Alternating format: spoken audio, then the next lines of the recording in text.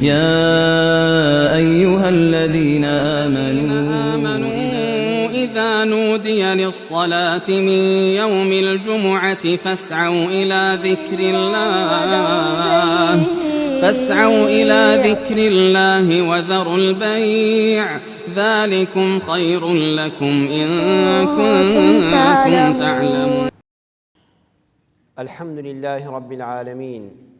والصلاة والسلام على سيدنا وحبيبنا محمد وعلى آله وأصحابه أجمعين. ئیماندارانی بەڕێز، پێغەمبەری خوا صلی الله عليه وسلم دەفەرمێ: كل بني آدم خطاء وخير الخطائين التوابون. هەموو نەوەکانی ئادەم زۆر تووشی هەڵە دەبن، باشترینی هەڵەکارانیش تۆبەکارانن. لەم فەرموودە زێڕینەی پێغەمبەردا صلی الله عليه وسلم چەندوانە و دەرسێک هەیە. یەکەمیان دەفەرمێ كل بني آدم،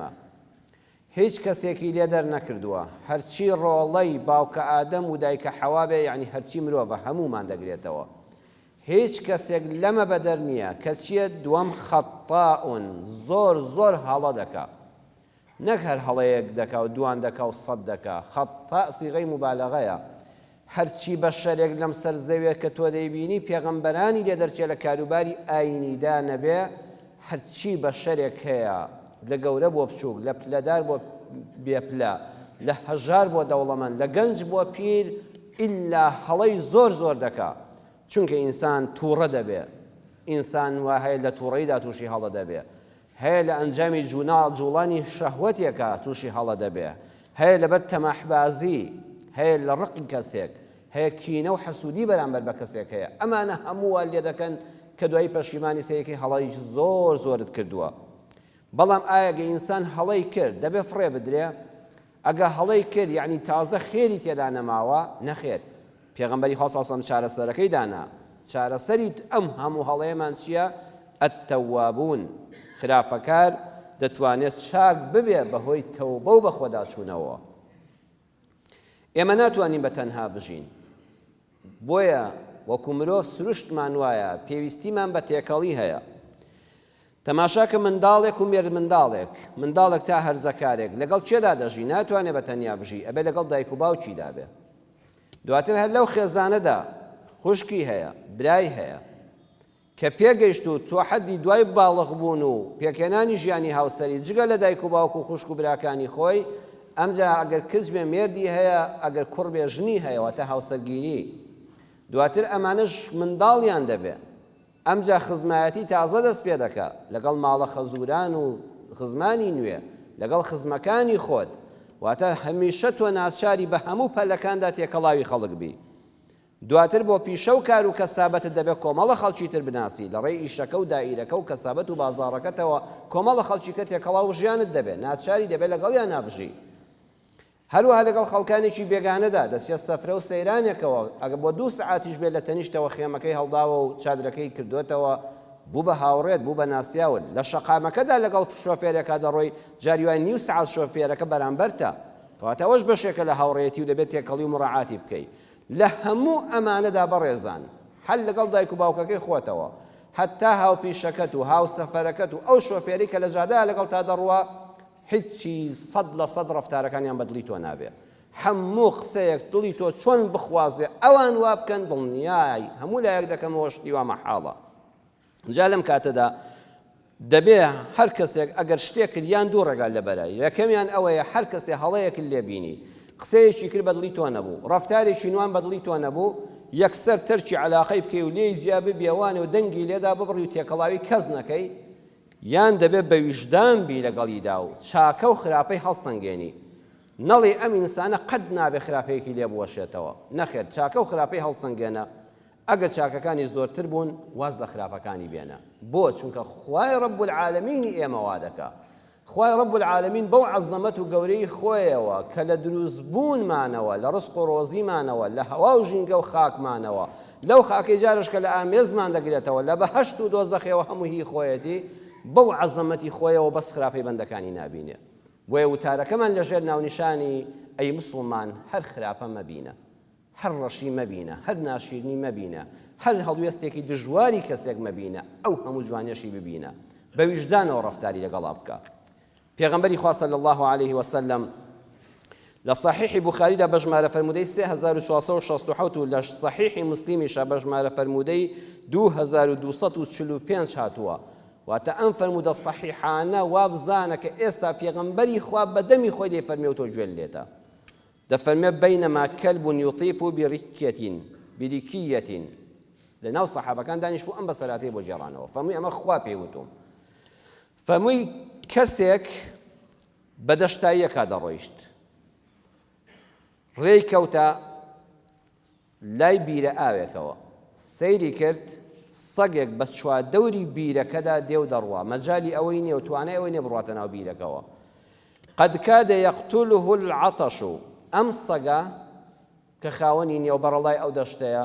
خەریکە تینوێتی دەیخنچێنێ و لە ناوی دەبا. ئەوەندە تینوێتی زمانی دەرکێشاوە بەلادا دەکەوێت لە تینوێتیدا. إذ رأته بغي من بغايا بني إسرائيل.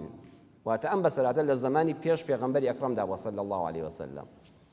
لەو کاتەدا ئافرەتێک لە لەشفرۆشی دێتەوە لە ڕووی جەنابتان و ماڵی خوا. ئافرەتێک بەغایە، بەغی یعنی ئەو ئافرەتەی ژیانی لەسەر لەشفرۆشی و لەسەر داوێنپیسیە. ژیانی بۆ ئەوە تەرخان کرد بوو. ئەو ئافرەتە لە داوێنپیسی دەگەڕایەوە، هات بەلای ئەو بیرەدا ئاوێک بخواتەوە، سەیری کرد ئەو سەگە بە دەوری ئەو بیرەدا دەخولێتەوە، زمانی دەرکێشاوە دەکەوێت لە تینوانە و خەریکە دەخنچێت لە تینوانە. فنەزعە دموقەها، سەیری کرد ڕەحمی بۆی جوڵە. ئەو ژنەکە لە داوێنپیسی گەڕابەوە، بە زینا دەژیا، ڕەحمی جوڵا و چۆ ناو بیرەکەەوە قاپێک شتێکی لێ نەبوو، سەتڵێک پێڵاوی لە پێدا بوو. موق واتە ئەو پێڵاوەی کە لە پێستە دروست دەکرێت. قدیم ئاوا دروستکراوەکو پێڵاوێکی بە لە چوب دروست بکرێ، ئاوی لێ نەدەتکا،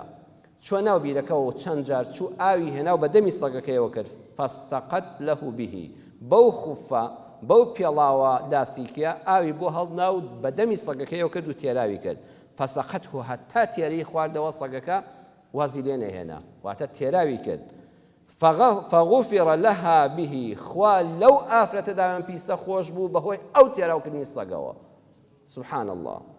ئەو هەموو خراپەی کە لە دنیادا کردبووی خوای گەورە هەمووی لێ خۆش بوو لە پێناوی ئەوەدا کە ڕەحم و سۆزێک لە دڵیا بوو سەگێکی تێراو کرد. بیهێنە بەرچاوت ئەگەر کەسێ سەگێک تێراوکە، ئەگەر ئینسانێک تێراوکەی، مرۆڤێک تێراوکەی کە خوا دنیا لەبەر خاتی ئینسان دروست کردووە، ئەگەر ئەو مرۆڤە لە ناو ماڵەکەی خۆتدا بێ، ژنەکەت بێ، چەند پیا و پێی بەجارە پەرداخی ئاو بۆ ژنەکەی بەرێ، بەڵام گەورەی دەنوێنی. ئەگە منداڵە بچووکەکەت بێ، جارێ مناڵێک داوای ئاو دەکە بەداخەوە پیاوێک هەر چاوەڕێوە خێزانەکەی هەستێ بچێ ئاوەکەی بۆ بێنێ، تۆ هەستە بە فرسەتی بزانە ئەم خێرە لە دەست مەدە، چاوەڕێی پاداشتی خوش بە، لەوانەیە لەو کاتەدا خوا لێت خۆش بێت. چونکە پێغەمبەری خوا صلی الله علیه و سلم دەفەرمێ الجنة أقرب إلى أحدكم من شراك نعله. والله خەڵکی نەبزانن جاری وا هەیە بەهەشت لە قەیتانی پێڵاوەکە لێ نزیکترە، یعنی بەهەشت هاتووەتە ژێر پێتەوە، یەک لەحزە بەسەر یا باز مەدە بەهەشتی خوا بەدەستدێنی. بەهەشت جاری وا هەیە، لە مۆقیفی وادا هەیە بەڕێزەکەم، بەقەدەر پێڵاوەکەی پێت قەیتانەکە لێ نزیکە، بەس لە فرسەتی ئەو ژنە بەهەشت هاتە بەر پێی، هاتە سەر بیرە ئاوەکە، بەسەریا تێ نەپەڕیکتی بە ئەم سەگە تێراوکەم، خوای گەورە لێی خۆش بوو. واللهی ئێمەش چەندین جاری وایە ڕەمێ کە مناڵەکەت داوای ئاو دەکەوت لە مەکتەبە هاتوۆتەوە تینوویەتی، لە دەرەوە هاتوۆتەوە خێزانەکەت نەخۆشە، بە فرسەتی ئەزانی بە بێ منەت داوای ئەزریش لە خوا دەکەی، یەکسەر بەهەشتی خوا بەدەستدێنی، لێ نزیکە لە دەستی مەدا، فرسەتێکە بەسەریا تێپەڕی تازە لە دەستی تۆ چوو. بەڵام بەداخەوە ئێمە وانین، ئێمە خواپەرستین، ئێمە ئەڵڵا دەپەرستین، بەڵام ڕەفتارەکانمان چاو لە ڕەب العالەمین ناکەین. هەر یەکێ لە خۆمان تخوا بە وجدانی خۆمانەوە بپرسین. دەنگ و باسێ بڵاو بێتەوە بڵێن ئافرەتێکی لەشفرۆش هەرچی ژیانیەتی لەگەڵ حرمەتم بۆ ڕووی جەنابتان و خوا هیدایەتی ئەوانش بدا، ژیانی لەسەر زینا و داوێنپیسیە، هەموو پارەکەی بەوە کۆ کردوێتەوە، هاتووە لە گەڕەکێکی بێ ئاوە لە شارێکە لە گوندێکە بیرە ئاوێکی گەورەی لێدا و ئەو هەموو خەڵکەی لە تینوێتی و بێ ئاوی ڕزگار کردووە. یەکسەر من و تۆ کوڕە با بەخوالی وەرناگرێ بۆ پارەکەی ئەوەندە حەڵاڵە، بەڵام خوا وا ناکە. ئەو بیرە ئاوی لێ نەدابوو، ئەو ژنەی کە پێغەمبەر صلی الله علیه و سلم بۆمان دەژێڕێتەوە، بیرە ئاوەکەی لێ نەدابوو، یەک دیناریشی سەرف نەکرد بوو، بەس ڕەحم و سۆس لە دڵیا بوو، سەگێکی تێراو کرد، خوا فەرمووی ئەوەش لێ وەردەگرم. ئەوە بەرامبەر بە هەموو خراپەکانت. ئەم حەدیسانە بەڕێزان چیرۆک نین، حکایەت نین، ئەمە دەبێت ڕەفتار بداتەوە لە ژیانی ڕۆژانەماندا. ئەمە پێمان دەڵێ هەر کارێک بیکەی بۆ خوا ڕەنجت بە زایە نادا، و ئەی ئینسان تۆش وەکو خوای پەروەردگارت ڕەفتار بکە. ئەگەر ئینسانێک هەموو لەشی خراپە بوو یەک چاکەی هەموو چاکەکەی ببینە هەمووی زەربی سفر مەکە هەمووی ڕەشیەک ڕەش مەکە ئەو خاڵەسپێی ببینە بەڵکو ئەو خاڵەسپێ زاڵ بێ بەسەر ڕەشەکاندا زانای بەناوبانگ دکتۆر محەممەد ڕاتب نابلوسی دەفەرمێ برایە دەرێکم بۆی جێڕامەوە وتی کەسێکی دەوڵەمەند بە سیارەیەکی زۆر گرانبەها دوامۆدیل لە شارێکەوە دەڕوا بۆ شارێک لە ڕێگادا تووشی گەنجێک دەبێ پاسکیلی پێیە بە پاسکیل هاتوچۆ دەکا و پاسکیلەکەی شکاوە ئەم ئینسانە کە خاوەنی مەکانەت و پێگەیەکی بەرزی بازرگانی بوو یعنی بازرگانێکی زۆر دەوڵەمەند بوو خاوەن شەریکە و کۆمپانیایەکی بەناوبانگ بوو هەموو خەڵک دەیناسی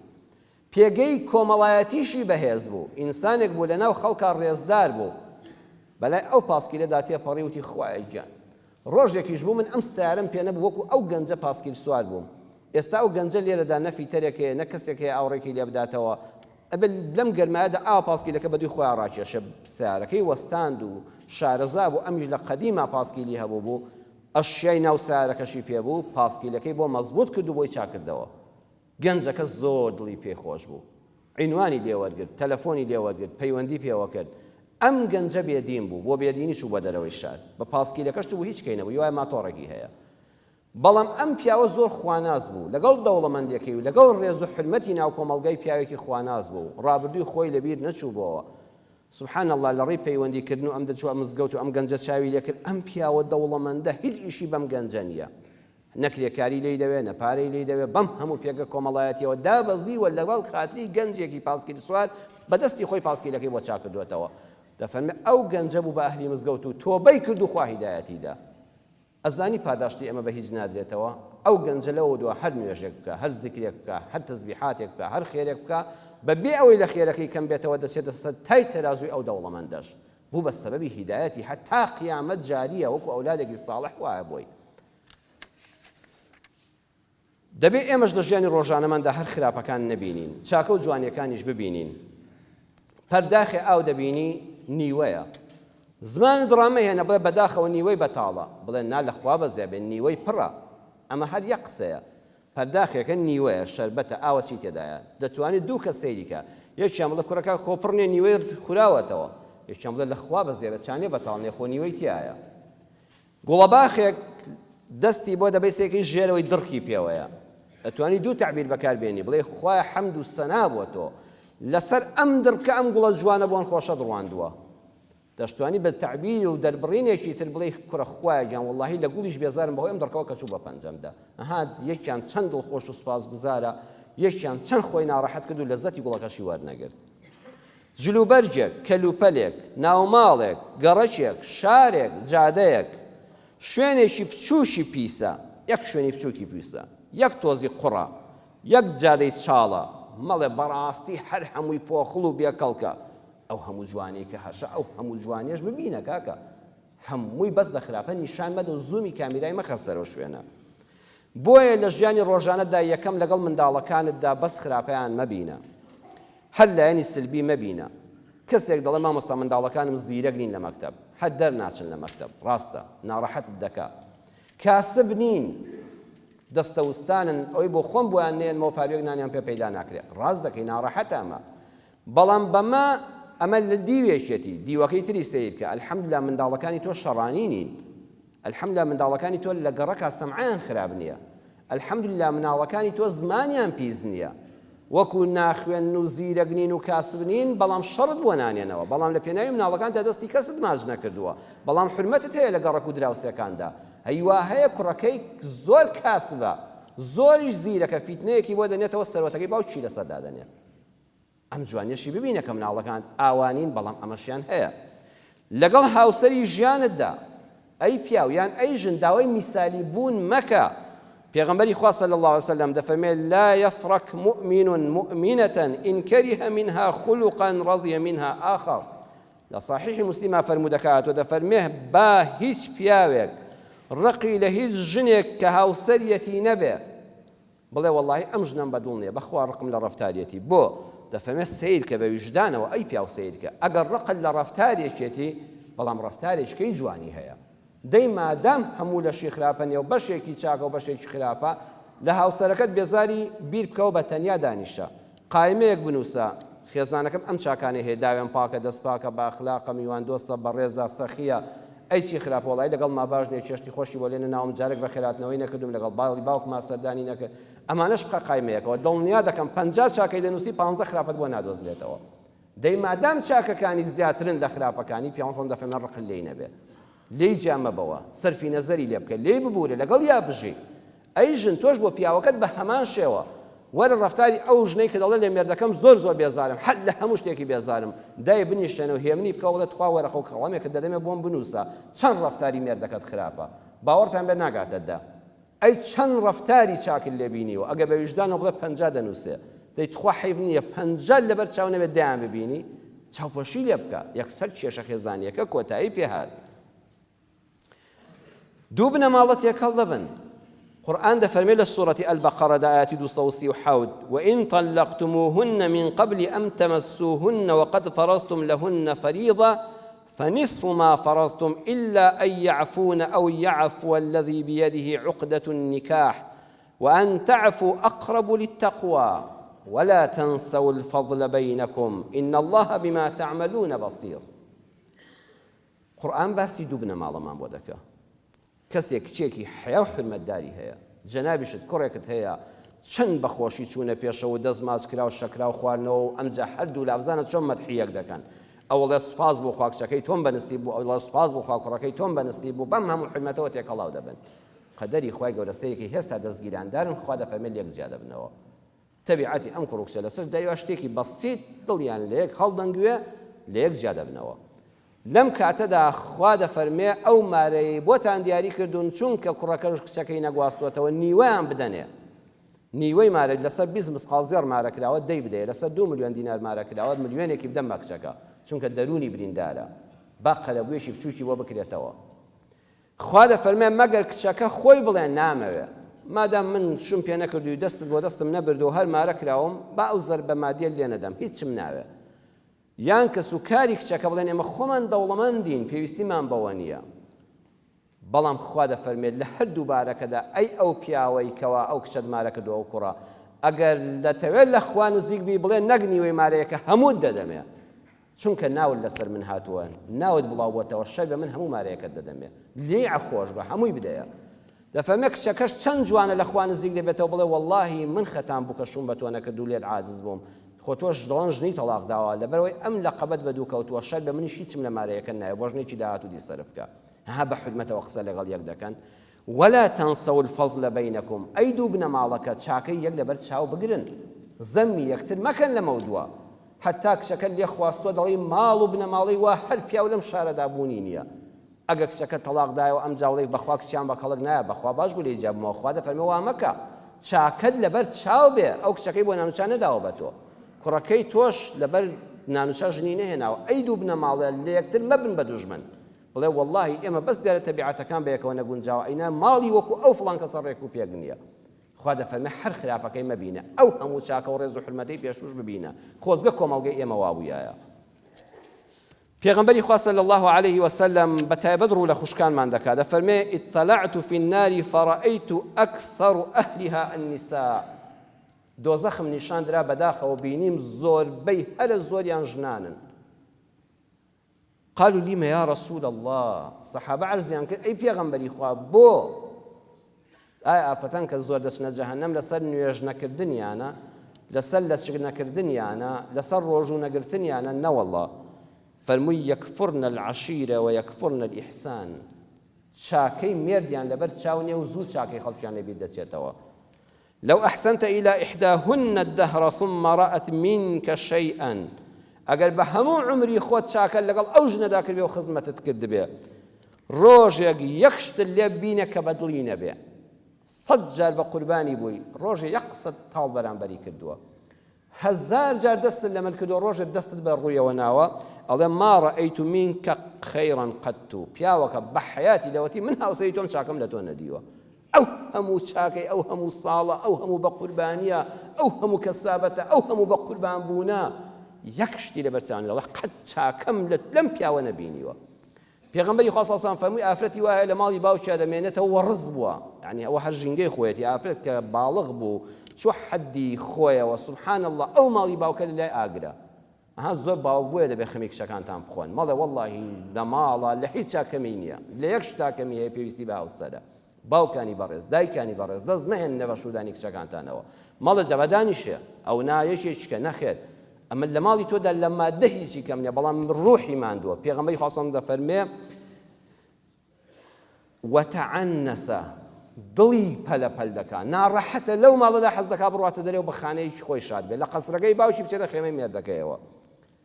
ثم يرزقه الله عز وجل زوجا فيرزقها مالا وولدا خوا ئاوڕی لێداتەوە کوڕێکی ڕێپێک دەچێتە خوازبێنی ماڵی هەیە خوا مناڵیشی پێدەبەخشێت دەبێتە دایک بە ماڵ و حاڵ و ئەولادی خۆی شاد دەبێت فتغضب الغضبة لێک موقفە دوای چەند ساڵ دوای چەند مناڵ ئەم پیاوە ژنەکەی یەک جار تووڕە دەکات ئێوەیش پیاوە کاکە ئەویش ئینسانە لە دەرەوە تووڕە بووە ماندوو بووە دەتەقێتەوە بە ژنەکەیە قسەیەکی ناخۆش دەکات لەسەر ئەم تووڕەبوونە دەڵێ ما رأيت منك يوما أو ساعة خيرا قط دەڵێ والله لە هەموو عمری خۆمالەوەتی شوم بە تۆ کردووە نەک ڕۆژێک هەر یەک سعاتیش خۆشیم لە تۆ نەدیوە سبحان الله لە ماڵی باشی بوو بەس شووی پێ بکەم بچمە ماڵی خۆم خوا هەمووی دایە کەچی لەسەر یەک تووڕەبوون ئەم ژنە هەموو چاکەکانی ئەم پیاوە زەڕبی سپر دەکات هیچی ناهێڵێتەوە دڵ قەت بۆ یەک سعاتیش خۆشیم لە تۆ نەدیوە ئەزانی خوشکی بەڕێزم زۆر بەی ئافرەتان کە دەچنە جەهەنەم لەسەر ئەمە دەچن دەسەر نوێژ نەکردنەکەیان ناچن کە نوێژناوەک پێویست نەبێت لەسەر ڕۆژن نەگرتنەکانیان خوا لەمانە هەمووی لیان دەبورێ بەڵام خوا زۆری پێ ناخۆشە ئەو هەموو چاکەی ئەم پیاوە قوربانی دانەکانی لەبەر چاو نەبێ تەنها تووڕەبوونی سعاتێ غەڵەتی یەک ڕۆژ و سعاتی لەبەر چاو بێ هیچی نەبینی هیچ چاکەیەکی باز نەکەی بابەتەکەمان لەسەر ئەوەیە هەر خراپە مەبینێ لەگەڵ هاوسەری ژیانیشتدا لەگەڵ هاوڕێ و هاوپیشەکانتدا دەبێت چاکە و خراپەی ببینی نەک کابرایەک هاوپیشەتە لە دائیرە لە کارکردن لە شوێنێکە ساڵێک هەنگوینت بەدەمەوە دەکا کە پەنجەی دەرێنەوە پەنجەی بگەزی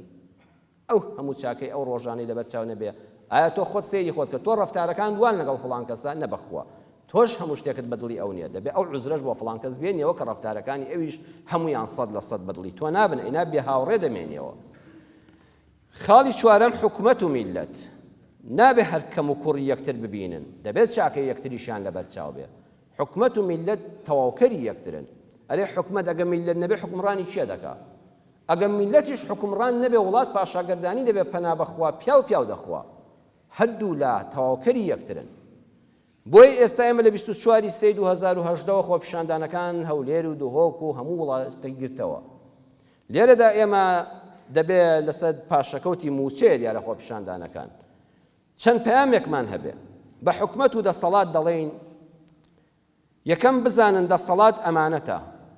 ئەی حکومەت و دەسەڵاتدارێنی وڵات دەسەڵات ئەمانەتە ئەمانە دواتە شتێکە بۆ کاتی لاتە ڕۆژێ لە دەستاندا نامێنێ حەقی ئەو ئەمانەتە بدەن خیانەت لە میلەت مەکەن دووەم چاکەی ئەم میلەتە لە یاد مەکەن و لێی بێمنەت مەبن هەر ئەم خەڵکەی کە لەسەر شەقامە و خۆپیشاندانتان لێ دەکا هەر ئەو خەڵک و شەقامە بوو بەعسی ڕووخاند و ئێوەی لە ئێران و تورانەوە هێنایەوە و دەنجی پێدان و کردنی بە پەرلەمان و حکومەت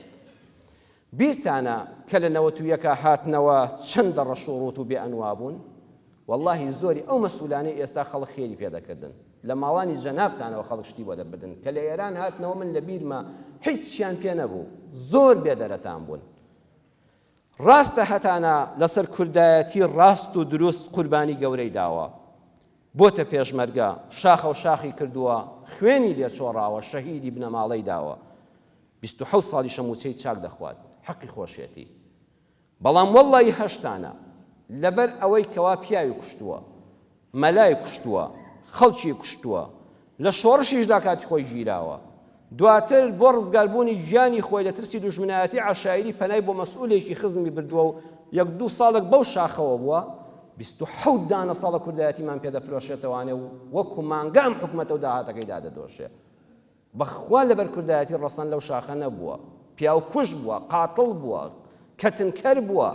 لە پەنا خزمێکی مەسئولی پێشمەرگەیدا خۆی حەواندۆتەوە 27 دانە ساڵە کوردایەتی بەمنوتەوە ئەمنەوە تازە گەنجە کە لەو کاتەدا لەدایک بۆ دەفرۆشێتەوە 27 ساڵە دەڵێ پێشمەرگەی دێرین و پارتیزان و مەدالیای نازانم چی بەڵام ئێمە چاکتان دەناسین ڕاستە بەشێکتان لەوانە حەقی خۆتانە بەڵام بەخوا بەشێکیشتان زۆر ناشەریفانە گەیشتنەوە مەسئولیەتە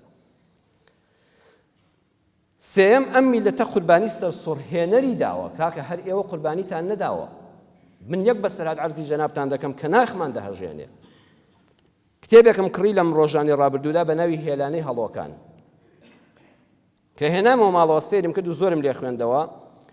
لە لاپەڕەی 358 ئەو کتێبەدا کە ئازاد سەراوی نووسیوێتی دەڵێ لە ئەنفالی 4دا لە سنووری قەزای دوکان کە سەیرانگایە لە دەی سوور قاوشاندا پۆلێک پێشمەرگەی لێ دەبن ئەهلی ئەو دێش بەهۆی پێشمەرگەکانەوە تۆپباران و تارە بارانیان لەسەر دەبێت فڕۆکەکانی ڕژێمی ئەو کات ئەوەندە نزم دەبن خەریکە لە دارەکان دەدەن پێشمەرگەکان لەگەڵ خەڵکەکەدا خۆیان جوود دەکەن جا ئێوە هەمیشە عادەتتان وابوو کە تینتان بۆ داداتنەوە ناو ماڵەکانی خەڵکەوە بۆ گوندەکان لە یەکەش دەسوتا بەهۆی ئێوەوە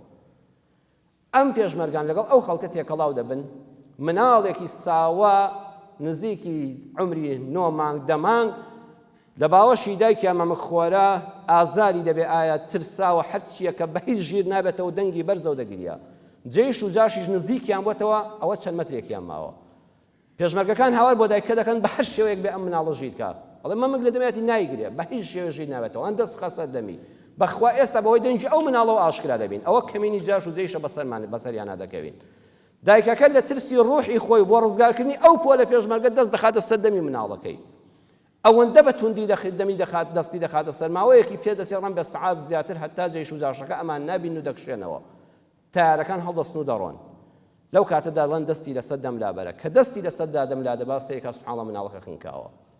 دەم و لوتی وا بە توندی گرتۆ بۆی دەنگی گریانی مناڵێک نایاتە دەرێ مناڵەکە لەسەر ئامێزی لایکی خنکاوە هەناسەی لێ بڕاوە ئەم میلەتە بەو قوربانیان ئەم حکومەتەی دروست کردووە ئەبێ ئەو چاکانەتان لەبەرچاو بێ هەر تۆ فیشەک و ئارپێچی وەشانەکەی تۆ نەبووە قوربانی هەزاران منداڵی ئاوا تۆی کردو بە حکومەت و دەسەڵات بەڕێزەکەم نابێت لێی بێ منەدبی بە میلەت و خۆپیشاندەرانیش دەڵێن یەکەم حەقی خۆتانە داوای تەواوی موچەی خۆتان بکەن کرێکار کە کرێکاری کرد ئەگە درێخی نەکرد بێ حەقی وایە موچەی تەواوی خۆی بدرێتێ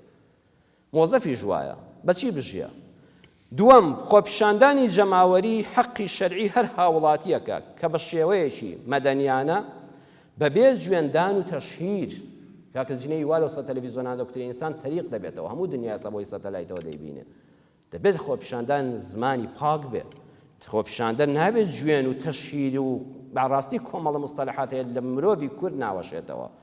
ئەبێ بە بەرنامەیەکی دیاریکراو بۆ ئامانجێکی دیاریکراو لە کاتێکی دیاریکراو لە شوێنێکی دیاریکراویشدا بێ زۆر جار لەگەڵ ڕێزمدا شەقامی وا دەژیرێ باوەڕتان بێ ئەو خەڵکە چ ئیزدیحامێک دروست دەبێت بە کۆڵانە و کۆڵانە ناچێەوە سەر شەقامێک چێ بەوێدا دەڕوە بەخوا هەر من و تۆی فەقیر و هەژاری پێدا دەڕۆی هەر کابرای تەکسی و ساحب هینەکە فەقیر دەچێتە 100 تاسەی کۆڵانەوە جادە شەقامەکەی لێ ژیراوە خۆ مەسوول بەوێدا نایە خۆ بەرپرس هەر بە خەیاڵیشی دانایە هەل لە خۆت دژی بەحسابین بووی تۆڵە لە میلەتەکەی خۆت کردەوە ئەبێ شوێنی خۆپیشاندان کات بەرنامە ئامانج ئەمانە هەموو ڕوون بن سێمیان حکومەت و دەسەڵاتی عاقڵ و سیاسەتمەداری تێگەیشت و کار ئاسانی دەکات بۆ خۆپیشاندانی مەدەنی دوور لە فەوزا و سووتاندن و پەلاماردان چونکە میلەتی ناڕازی بە هەناسەیەک بدا ئەوەی لە دڵیایەتی بیڵێ ئەگەر نەفەست لێ بڕی دڵنیا بە چۆن مەنجەڵێکی بوخار مەنجەڵی بوخار کە ئەو ئاگرێ لە ژێریاتی و لە ناوە دەکوڵێ هەر چەند کونێکی تێدا دایمە هەوا دەدا ئەو کونانە بگرە پارچە پارچە دەبێت پێ تا دەتەقێتەوە ئەبێ میلەتیش نەفەسی بیتێ خۆپیشاندانی مەدەنی بەڵام نەک هەڵکتانە سەر خەڵک و سارە سووتان و بارەگا سووتاندن و جوێن و کوتن و تەقەکردن و ئەوانە نا فەوزانە خۆپیشاندانی مەدەنی حرمەتداری ئەهلی حەق بە ئەو نەفەسە بڵێ بە ئەو ناخەی خەیاڵی کاتەوەکو مەنجەڵە بوخارەکە چونکە گەڕ ڕێگەل لێگر پێدا دەتەقێتەوە بۆیە لە هەموو ئەوروپا و ئەمریکا ئینقیلابی عەسکەری کەم ڕوو دەدا چونکە هەر کەسێ ناڕازی بوو دێتە سەر شەقام و کەسیش لەگەڵ کاڵتری پێ ناڵ بەڵام لە وڵاتانی ڕۆژهەڵاتدا دەسەڵات بە ئینقیلابی عەسکەری کوشتن نەبێ ناڕۆ چونکە نەفەسی لە خەڵک بڕیوە وەختێکە پێ ئاتەقیەوە ئیتر تڕ وشک بەیەکەوە دەستێت چوارەم دەبێت خۆپیشاندان ئاگای لەوە بێ کارێک ڕوو نەدا کە قازان سەری مایە بخوا یان دۆخەکە خراپتر بێ ئێمە قاعیدەیەکی شەرعیمان هەیە خۆشەویستان و موسڵمانان دەفەرمێت دەرء المەفاسد مقدم على جلب المصالح ئێمە شەرع هەموو شتێکی بۆ دیاری کردوین مەسلەحەتێک هەیە داوایەکی حەق و ڕەوای تۆ هەیە لەولاوە ژیرانە سەیریکە ئەگەر داوای ئەم مەسلەحەتە بکەیت تا پێی دەگەی مەفسەدەیەک ڕوو دەدا بەڵایەک ڕوو دەدا ئەو سەری دیار نەبێ شەرع دەفەرمێ با لە پێناوی ئەوەی ئەم بەڵا گەورە ڕوونەدا ئەم مەسلحەتە نایەتە جێ مەسافەیە سەبر بگرە مەسلحەتەکە دواز لێبێنە با ئەم بەڵایە ڕوونەدا الضرر لا يزال بمثله ضرر نابێ بە میسلی خۆی یان خراپتر لا ببرێ زەرەرێکەیە خراپەیەکەیە هەتا لای دەبەی خراپتر ڕوو دەدا ئەم هەموو خۆ ئێمە هەمومان بەرپرسیارین لەوەی کە ئەوەی هەمانە لە ئەمن و ئەمانی ئەم کوردستانە لەم ناوچە ئاگراویەدا کە هەر ئاگر و شەڕ دەوری گرتوین پاراستنی لە ئەستۆی هەموماندایە هەر ئەوەی کە ئێستا لەم ماڵی خوادا ئێمە جومعە دەکەین و کابراش دەکات کوک جومعە دەکا و لە مووسڵ جومعە دەکا سەیری کە چۆنین لە عەفرین ناوێرە جومعە بکا و لە ئێران چۆنە ئێمەش لێرە چۆنین بە پاراستنی ئەو ئەمن و ئەمانە لە زەمانی هەر هەموماندایە دەبێت ئەو مەسلحەتە گەورە کە لە ماڵی خۆماندا هێشتا ئەمینین کە خەڵکێک دەبینی جادە و شەقام بەرناکەوێت دەچێت بۆ سەیران و سەفرەش دەبێت ئەو ئەمانەشمان بە ئیزنی خوا لەبەر چاو بێ ئەو هەموو خۆپیشاندانێکی ئێستا دەیکەین بەس بۆ ئەوە وەکو جارانمان لێبێتەوە جاران موچەی تەواو لە وەختی خۆیان دەدرا من کاتی خۆی موچە خوار بووم بە فەزلی خۆی ئێستا بە تەحەدا دەیڵێم هەر کەسێ ئامادە 1 دینارم لەم حکومەتی ئێرێمەدا نییە کە باسی موچە خوار دەکەم خۆم مۆزەفی ئەوقاف نیم و هیچ دینارێکشم لە حکومەتە لە هیچ حیزبێک لە هیچ شوێنێک نییە ئەوە بۆیە دەتوانم بڕوم دێ باسی بکەم ئەو کاتانێک کە مۆزەف بووین موچە بە فولی دەهات 22 مانگێمە ئەوقاف معاشمان وەردەگرت سبحان الله خەڵک هەر ناڕازی بوو هەر دەیانگوت دەبێت چاکتر بێ و کابانی ماڵش پارەی بۆ بێ خۆگە بێت زۆر چاکە زۆر باشە بەڵام ئێستا بەداخەوە دەڵێن کاکە هەر وەکو خۆی لێبێتەوە هەموو داوای خۆپیشاندەران ئەو مامۆستا بەڕێزانە ئەو دکتۆرە بەڕێزانە کاکە خۆمە نامانێت حکومەتە بڕوخێ ئێمە دەمانێت موچەکەی خۆمان حەقی تەواوی خۆمان بدەیە و لە وەختی خۆیدا بمدەیە موچەی مانگی وا چوارە تۆ موچەی مانگی 12 سای 2017 دەدەیە ئێوە 4 مانگە خەڵک داوای ئەوە دەکات بەڵام ئێمە ئەو عیبەشمان نەبوو جاران موچە بە فولی دەهات لە وەختی خۆشیدا دەهات هەر دەمانگوت خراپە ئێستاوە تا گەڕاوینەوە دەبێ وریابین خوا نەخواستە لەمەش خراپتری نایەتەوە ئەم جابڵە کاکە نیموچەکەش بێ بەڵام هەر لە ماڵی خۆما دانیشم و ئەمانەکە بێتەوە شەڕی ناوخۆ دروست نەبێ و یەخەی یەکتر هەڵنەکتەکێنین چونکە بڕواتان بێ بەڕێزان هەر فەقیرەکە لەو بینی ئازارەت دەکات مەسئولینی سەرەوەی حیزبەکان هەموو شەریکە دزن بەخوا هەموو ڕۆژە لە ماڵ یەک و تەلەفۆنیان بە یەکەوە هەیە ئەوەی خوارەوەیە من و تۆین و ئەهلی مزگەوت و بازار و کەسابەتە زەرەت دەکات نوکتەیەک هەیە بعد زەردەخەنەش بخەوێتە سەر لێومان ئەترسم وەکو ئەمەمان لێ نایە خوا نەخواستە ئەڵێن دایکێکە بوو مناڵێکی هەبوو شەوانە دوور لە ڕوتان خۆی تەڕ دەکرد میزی بەخوا دەکرد کەمە هیچ عیبەیەک نییە پەیوەندی باری تەندروستیەوە هەیە دایکەکە فەقیرە عاقڵمەند نەبوو وەکو پێویست چوو بۆ لای کۆلکە شێخێک لەگەڵ ڕێزمدا چونکە شێخی ڕاستەقینە و شتانە ناکە ئامۆژگاری دەکات بچۆ دادەکەم ئەو ئیشی شێخ و مەلا نییە بیبە بۆ لای دکتۆر و شتێکی ئەوەندە قورسیش نییە مەسافێشکە بۆ خۆی چا دەبێت کۆلکە شێخی دین فرۆش چونکە شێخ نەبوو تەریقەتی ئەسڵی نەبوو خۆی کردبوو بە پیاوی ئاین وتی نوشتەت بۆ دەنووسم هەر عیبی نابێ وڵا چەند هەزارێکی لێستاند و نوشتەیەکی بۆ نووسی وتی بۆی بکە ئاوە و لێی پڕژێنەوە بیخواتەوە ئیتر میز بەخۆیان ناکە والله ئەو شەوە ئاوی باشی دایە و ئاوەکەی لێ پڕژاند و دوعاکەی بۆ هەڵواسی قەدەری خواستەی دەکەم منداڵەکە شەوی داهاتوو خۆش پیس کرد بوو ناو جێگاکەی پڕ کرد بوو دوو سێ شەو لەوە دو ئەوجا نەک هەر خۆی تەڕ دەکرد خۆشی پیس دەکرد پیرێژنی داما و دایکی داما و چۆ بۆ لای مامەشەقی بە قوربان بم دوعایشی بۆ بکە کاکە بە هەر وەک خۆی لێبێتەوە بەس خۆی تەڕکان مەمنونم بەس خۆی پیس نەکە کاکە ئێمە وریابین بەڕێزەکانم دەترسم خوا نەخواستە کارێکی وا نەکەین بڵین بە قوربان هەر ئادەین بەس وەک خۆی لێبێتەوە گوجاران موچەکەمان بدەنێ ئەوەی خۆمان بدەنێ بابێت کابانی ماڵێمان ناوێ بەڵام ئێستا کە خوا نەخواستە لەمەش دەبێ وریابین هەمومان لەسەر حەزەر بین کە خوا نەخواستە کارێک وا نەدا ئەم کوردستانە تازە بە کەڵکی هیچمان نەیە پێنجەم ڕێگە نەدرێت کەسانی هەلپەرست بۆ خۆ دەرخستن و خۆ ناساندن و خۆ کاندیدکردن حەقی ڕەوای خەڵک و دەنجی ناڕازی بەشخوراوان بکەنە پەیژە و پێیدا سەرکەون بۆ دەسەڵات وشەیەکێ دەڵێن کابرای شیعە کە زۆر جنێو بە ئیمامی عومەر وان دەڵێن لە حوبی عەلی نییە لە بوغزی عومەرە هات زاری وا شیعی وهڵی عەلی ئەوەندە خۆش ناوێ بەڵام ئەوەندەی ڕق لە عومەرە بە حساب دیفاع لە عەلی دەکا ئەوەڵە لە حوبی عەلی نییە لە بوغزی عومەرە خۆپیشاندانی جەماوەریش هەموو نەوعی شتێ دەکەوێت هیوا هەیە بڕاتان بێ نەموچەی عیبی هەیە نەپێویستی پێیەتی هەزار جوێن و فەزیعەت دەڵێ ئەوە لە حوبی ئەو مەزلومانە نییە کە مەعاشیان نییە ئەوە خۆی ڕقی لە کەسێکیکەیە ڕقی خۆی دەردەبڕێ مامۆستای بەڕێز حەقی خۆیەتی ئێمە لەخوا بەزێ من کاتێ وتارم دەخوێندەوانێ هیچ ئۆپۆزیسیۆنێک لە وڵاتیان نێوێرا ئەو قسانە بۆ حکومەتە بڵێ بە ئێستاشیەوە چونکە بەرژەوەندی خۆمانی تێدا نەبووە سەرمان بەرز بۆ ڕۆژە بڵێن ئەم پیاوە خۆی داواکاریکیە بوو بەڵام زۆر خەڵک هەیە مەرامێکی هەیە ئەبێ ئاواگامان لەوە بێت لە ڕێی من و تۆوە خۆی نەناسێنێ و بەرنامەیەکی نەبێ بۆ داهاتوو. ئێستا وای لە خۆپیشاندانە چەند خەڵکم بینی خۆیان دەرخست، حماسەتیان دەخوڵقان و تاریان دەخوێندەوە، ئێستا هەموو لە پەرلەمانان معاشی فولی خۆی وەردەگرێ، مۆنیکای خۆی پێوی کێشەشی نییە، زمانی شەوەندە درێژە. کاکە تۆ ئیشت بەو خەڵکە بوو، ئەوە لەسەر موچەی خەڵک نەبوو، هەلپەرست بووی. جا زۆر عیبە هەلپەرستی بە ناوی خەڵکی ڕەشوڕوتەوە. پێغەمبەری خوا صلی الله علیه وسلم کۆتایی بە فوتارەکەمان بەم فەرموودە زیێڕی نەدێنین کە دەفەرمێت تەقوم الساعة والروم أكثر الناس.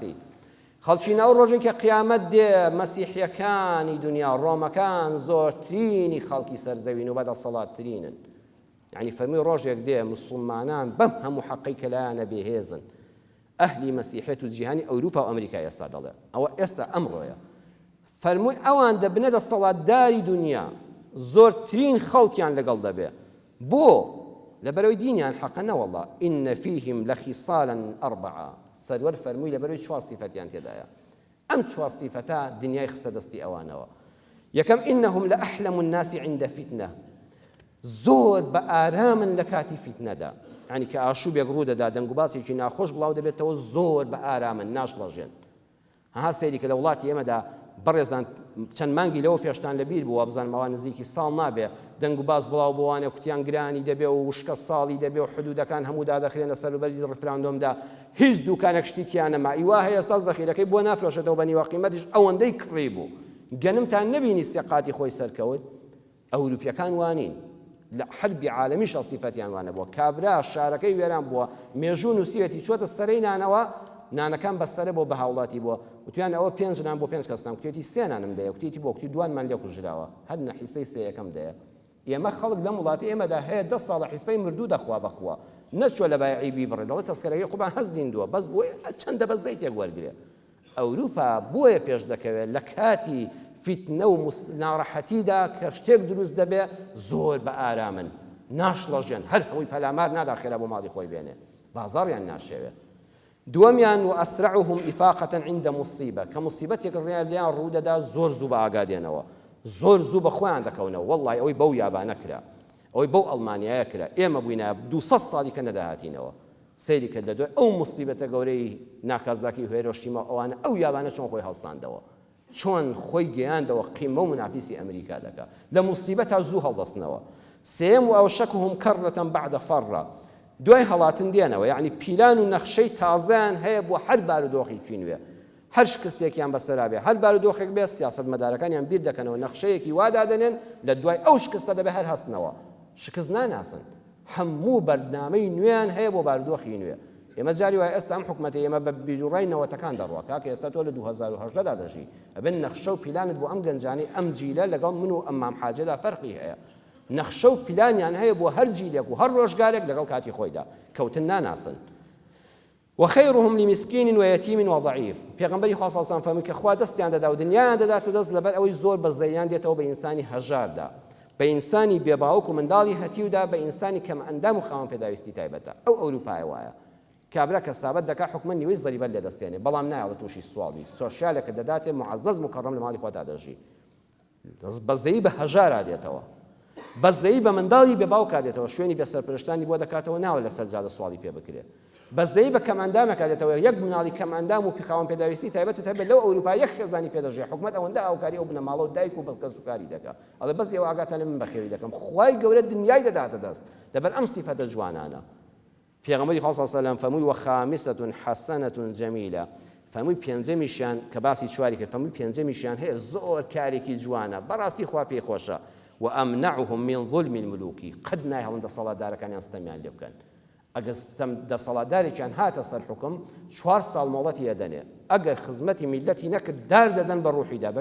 بەبێ لێدان و کوشتن و تەقە و تۆق دەنگی پێ نادەنەوە. ئەڵێ بە کەڵکم نایە، یەکسەر لای دەبن، نایهەڵن کابرا لە 8 ساڵ حکمڕانی زیاتر لەسەر کورسی بێ. ئەها چاولی ئەوروپا بەوە گرەی خۆی بردەوە، ئەوە تا هەچی شەڕ و فیتنە و پۆخڵەواتە دەیخاتە وڵاتی ئێمەوە بۆ خۆشی معەزەز و مکەڕەم دەژی. ئێمە دەتوانین لە فەرمودەکانی پێغەمبەری خوا صلی الله علیه و سلم هەر ئەم فەرمودەیە ئەگەر حکومەت چاکسازی دەوێ وەرن ئەم فەرمودەیە کە لە صحیحی مسلمە هاتووە، ئەم 5 فەقەرەیە بکەن بە بەرنامەی چاکسازی حکومەت، وەڵڵاهی میلەتیش ڕازی دەبێ، ئێوەش ئیسلاحەت دەکەن، ئەم هەموو قسە سووک و ساردەش لە بینی میلەت و حکومەتە هەڕەشە و گوڕەشەش نامێنێت. داواکارم لە خوای پەروەردگار، یا ڕەبی خوا دەرگای ڕەحمەتی خۆتمان لێ بکەیەوە، یا ڕەبی خوا دەرگای ڕەحمەتی خۆتمان لێ بکەیەوە.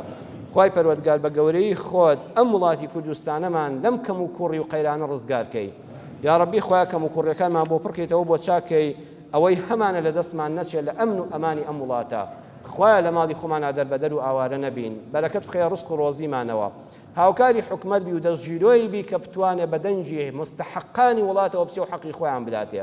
ئارامیش بە میلەت بەخشی بە شێوازێکی مەدەنی و جوان کە قازان سەری مایە نەخوا داوای مافی خۆمان بکەین. یا ڕەبی خوا شفای نەخۆشەکانمان بۆ بنێری، خوای پەروەردگار شفای نەخۆشەکانمان بۆ بنێری، ئەوانەی دڵەخەمە دڵخۆشیان کەی، ئەوانەی کێشەی خێزانیایە خوا ئیسلاحی حاڵیان بکەی، ئەوانەی نەخۆشی دەرونیان هەیە دڵیان ڕەحم پێ بکەی و دڵ و دەرونیان ئاسوود دەکەی. يا ربي خويا عاقبتي هم لایەک من خير كي آمين آمين والحمد لله رب العالمين. يا أيها الذين آمنوا إذا نودي للصلاة من يوم الجمعة فاسعوا إلى ذكر الله وذروا البيع ذلكم خير لكم إن كنتم تعلمون.